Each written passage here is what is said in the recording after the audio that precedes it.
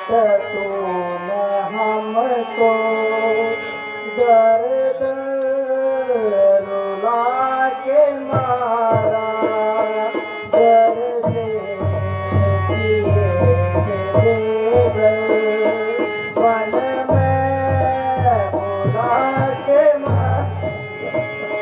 बड़ा संभालो।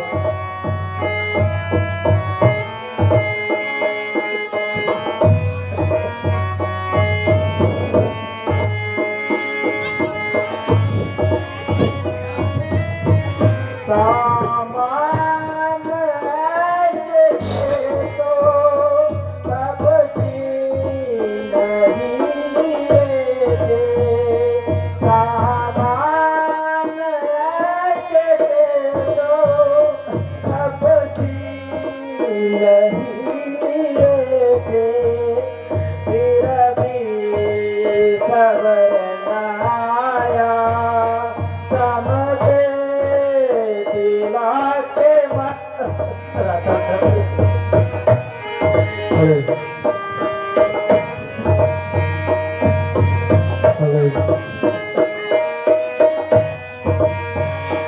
बन के फकीर हमने दर्द की पाक छानी, बन के फकीर हमने दर्द की पाक छानी, इस खाक में ही हमको आग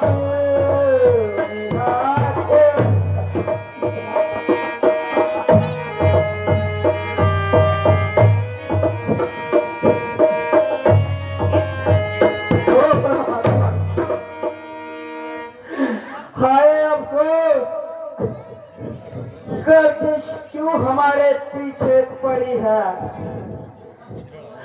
और जो हमको बर्बाद करने पर अड़ी है।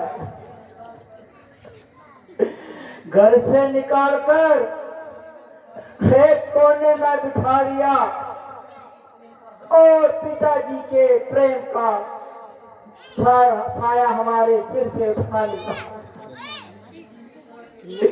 यतीमी सभा के लिए हमारी मेहमान बन गई और अब जिंदगी बावले जान हो गई।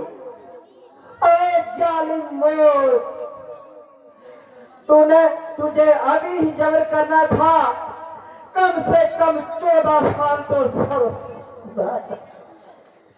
भ्राता थोड़ा सब्र करो। बेटा सब्र करो, रोने धोने से कुछ नहीं होगा। माता जी, एक दुख हो तो सब्र कर लूं, विपत्तियों का तो कुछ ठिकाना ही नहीं। इसके सिवाय चारा भी क्या है? महाराज ने अब तो वापिस आना नहीं।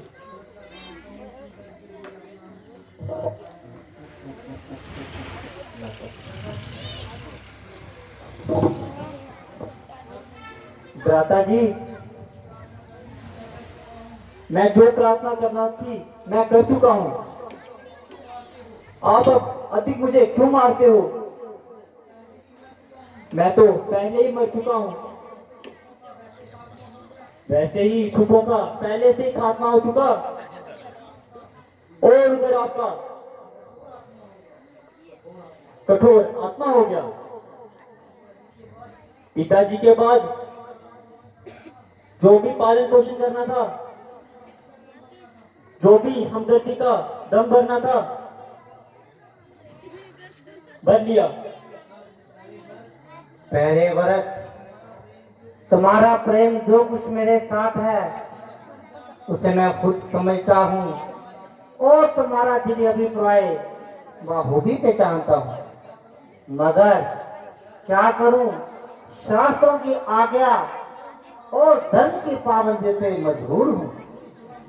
इसलिए 14 वर्ष के लिए तुम्हारी नजरों से दूर हूँ। अगर ऐसा ना करूं तो केवल ना मेरी आत्मा को कष्ट होगा, बल्कि पिता का भी पुण्य प्रताप नष्ट होगा। बहुत अच्छा। अगर आपका यही धर्म है तो भरत के लिए भी सबसे बढ़कर यही शुभ धर्म है। मैं आपके चरणों में निवास करूं और 14 साल आपके साथ ही व्यतीत करूं। मुझे इस तुम्हारी राय से मैं बिल्कुल सहमत नहीं हूं, क्योंकि ये ख्याल पिताजी की आज्ञा और धर्मशास्त्र के खिलाफ है। वनवास का हुक्म सिर्फ राम के लिए था कि ना तमाम के लिए था। अगर ये कहो लक्ष्मण क्यों साथ आए, तो जो उनके लिए पिताजी ने कोई खास हुक्म नहीं फरमाया था, इसलिए वो अपनी मर्जी से जहां पर आए हैं।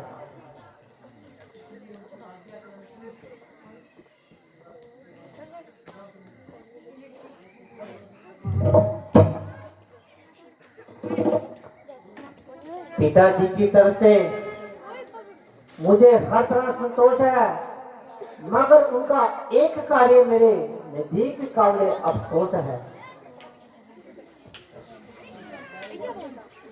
प्यारे भरत, परमेश्वर की कृपा से हमारा खानदान अभी तक बिल्कुल बेदाग रहा है और दुनिया में एक रोशन चिराग रहा है। बारी से बारी बीतती आई, मगर हमने अपना प्रण नहीं छोड़ा।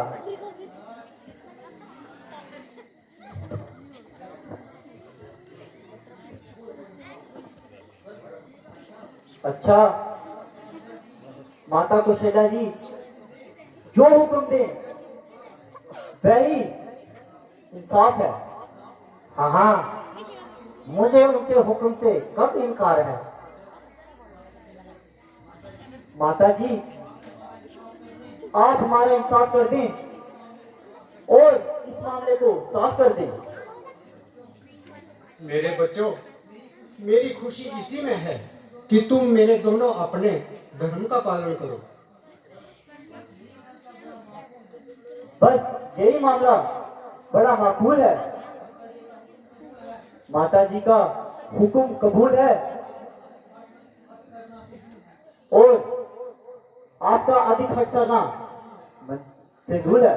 भाई, ये तुम्हारी भूल है, बल्कि माता जी का फैसला तो मेरे अनुकूल है, क्योंकि पिताजी की आज्ञा का पालन करना ही धर्म का पहला असूल है। माता जी, आप खुले शब्दों में फरमा दीजिए और इस झगड़े को निपटा दीजिए। बेटा, तुम दोनों कौशल्या के नेत्र हो और मेरे होनहार पुत्र हो। अच्छा था तुम आपस में ही फैसला कर लेते और मुझे तकलीफ ना देते, किंतु अगर मेरे मुंह से कुछ कहलाते तो साफ शब्दों में ही सुनना चाहते हो। तो 14 साल के लिए बरस अयोध्या में निवास करेंगे और रामचंद्र जी वनवास करेंगे। धर्म के मुकाबले में कौशल्या झूठ नहीं बोलेगी और व्यर्थ अपनी जान पर पत्थर ना तोलेगी। आए क्या कहूं, भरत को हर तरफ मजबूर किया जा रहा है और जबरदस्ती आपके चरणों से दूर किया जा रहा है। बहुत अच्छा, आप इतनी कृपा कीजिए, अपनी कड़ाव मुझे दे दीजिए, इनको अपने साथ ले जाऊंगा और इसको तख्त पे सजा के इसकी रोज पूजा किया करूंगा। और इस बात का ध्यान रहे, 14 साल से एक दिन भी अधिक लगाओगे तो भरत को जीवित ना पाओगे। अच्छा भैया मेरे राम प्यारे, दे दो मुझको खड़ाओ उतारे। अच्छा भैया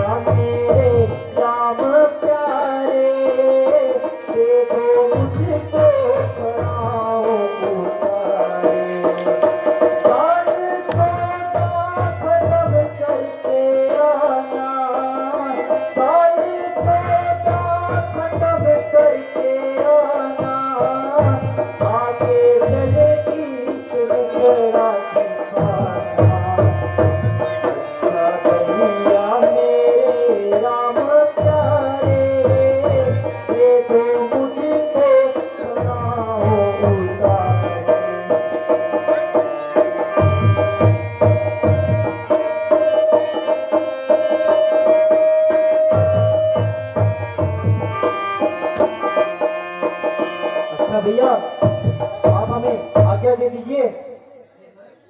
प्यारे भरत, तुम्हारा कहना स्वीकार करता हूँ और इस बात का इकरार करता हूँ कि 14 साल व्यतीत होते ही तुम्हारे पास आऊंगा और एक दिन अधिक ना लगाऊंगा। धर्म जी, प्रणाम।